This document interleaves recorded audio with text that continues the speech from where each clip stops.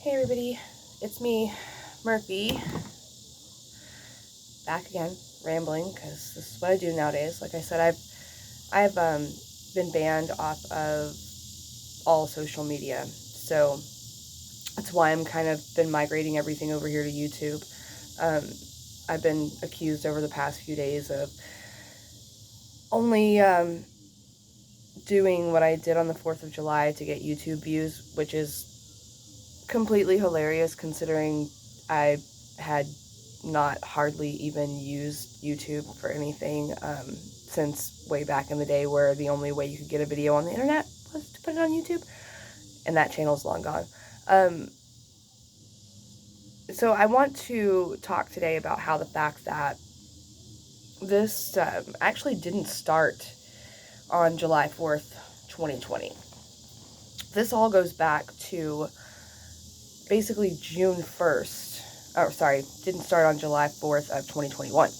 It goes all the way back to the first week of June 2020. A week after George Floyd's death, I was contacted by an old coworker, somebody that was my employee when I managed a local fast food restaurant. And they said, hey, this being Harrison, Arkansas, and we have the reputation as the most racist town in the world, or in America, I really feel like we need to do something. We need to stand up. Now, keep in mind, this was a week after the death of George Floyd. There were protests erupting all over the country. And so she says, hey, I feel like we need to do something, but I don't know where to start. And you're good at that, so can you help? And I'm like, yeah, I feel the same way. I really do feel that it's time for us to speak up. So we started organizing a protest here in Harrison. Within 24 hours, and yes, that's still bruises from that cop.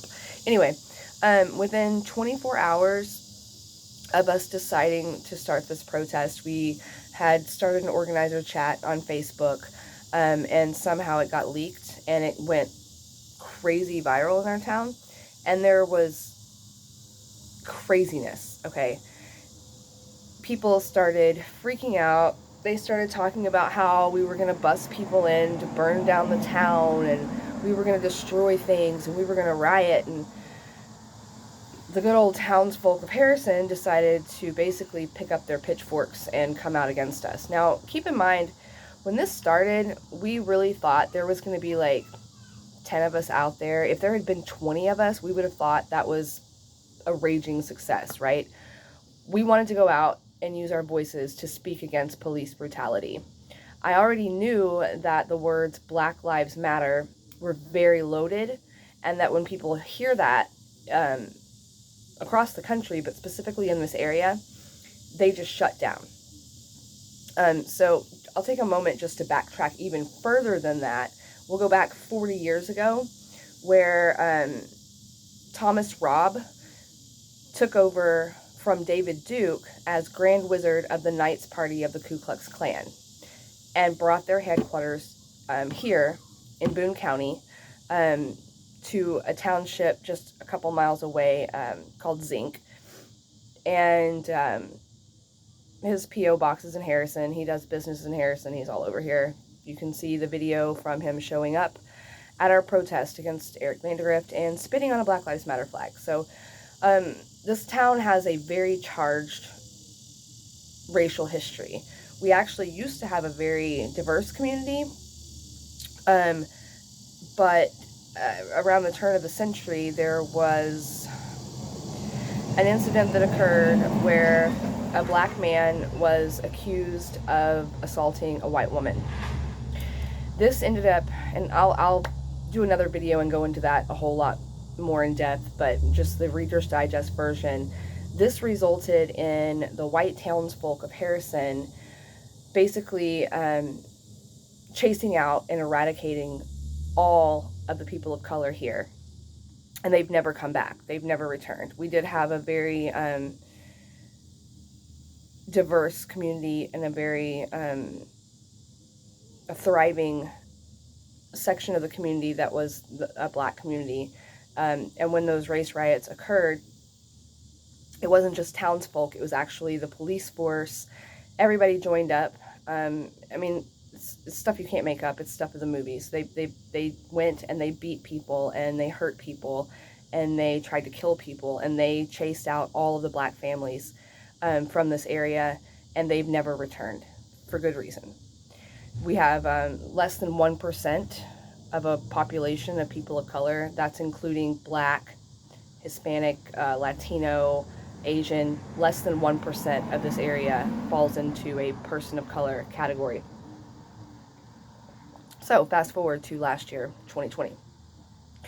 I decide to help organize this protest. I've never organized anything in my life.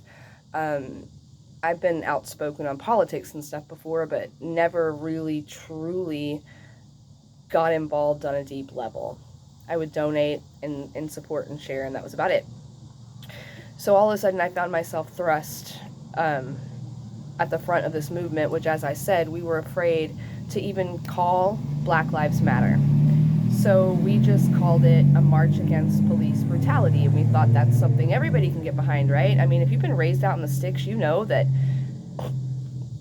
these country folk don't like the police. Like, they just don't. I mean, all growing up, I mean, it was some backwoods rednecks that showed me in WA's F the police. I mean, it's just a long history of us country folk not trusting authority and not trusting the government because they've never done anything for us. We're poor, working class people, and the government doesn't tend to take care of those people. So I thought, okay, let's do a march on against police brutality. No one can have a problem with that. I did all the right things. I contacted the mayor. I contacted the chief of police, which is why you see me in the arrest video saying call the chief, because yes, we're on a personal basis. I've got his number in my phone. I thought I could trust this man, which, that sounds so gross right now. So when I organized this protest, I mean, I was actually kind of a liberal bootlicker. Like, I told them everything we were going to do. We made plans with them. I agreed to a certain time to cut it off. And I thought I was doing it right. I thought that organizing it with the city and with the police was the correct thing to do. Knowing what I know now, I don't feel that way. Actually, I learned pretty quickly because whenever I was in there having a meeting with the mayor, he was actually on the phone with the city attorney talking about how he could enact a curfew the day of the protest. Keep in mind, we had already agreed that we were going to be done by 5 p.m. And we were done by 5 p.m. It was about an hour long. But this protest, instead of being 20 people, it turned out to be about 400 people, half of which were on the side of the protest against police brutality, half of which were against it. We walked around the corner to the square, and there were almost 200 people dressed in full armor with rifles, guns. They were crawling across the rooftops. They were inside the stores on the square. The business owners actually let them come into the businesses so that they could watch us out of the windows. I know for a fact at one point they had my head in their gun sights. My own brother was standing opposite of me. That's how divided this whole thing became. So that's how it all started. And that day when, sorry about the stutter, guys, it's residual effects. That day of that protest radicalized me. It changed everything in me when I realized how messed up this system is and how really messed up this area is, that so many people could actually stand against equality and stand against police brutality, or actually stand for police brutality. Like, as a patriot, I don't think that our government should have the right to trample our rights. Period. A police should not be judge, jury, and executioner. We have a legal system for that. I think that we've put a wonderful system in place and we should follow that system, but they're not doing it. They are becoming judge, jury, and executioner out here. So, I'm sorry, I digress and I ramble a lot. But that protest that happened June 6th, 2020, with less than a week to organize it, not knowing anything about what I was doing, it had, like I said, roughly 400 people, 200 on each side. There's some good articles out there. The Boston Globe did a very, very good workup on that. You can search it, Boston Globe, Harrison, Arkansas, and you can find that article and read all about it. So after that happened, I had never expected to become an activist, but it radicalized me, and so I never stopped. I just kept going. I kept going around the state, all over Arkansas, also in southern Missouri, and I've basically just become a thorn in the government side. It's made me very unpopular with a lot of people. Our own mayor of the city of Harrison called me out, and my former partner out, on their city government Facebook, saying that we were to blame for all of Harrison's racism. Yeah. You know, all that stuff that's been going on for hundreds of years. But it was all our fault. Racism doesn't exist here, but until we talked about it. So we've been fighting not just the Klan, not just the League of the South, not just the Aryans. I mean, there's 7 or 8 known hate groups here in Northwest Arkansas, and they've all been super focused on us for the past year and a half. There are Facebook pages and websites just dedicated to making us look bad. Even on this YouTube channel, some of these locals have found me and are following me around commenting. They know my address. They've been here multiple times. I've had things stolen. I get drive-bys yelling N-word lover and other things. So this whole situation did not just manifest itself on July 4th. This has been a year and a half in coming. They've really, really wanted to shut us up, and kick us out. At one point in time, I was offered money to move out of town, but I was stubborn, and I'm like, no, this is my town. I'm not going anywhere. You guys can just all get screwed. I'm not going to run. Honestly, I'm to the point now where, in the words of the chicks, I'm ready to run. The arrest on July 4th pretty much took it out of me. I don't have any fight left for this place, and now I'm facing this uphill legal battle. I have contacted the ACLU and a couple of other civil rights attorneys, and I've had some contact me, but they're hesitant in helping. So, I mean, it looks like I'm going to need a lot of money to fight this, unless I just want to take a plea and roll over.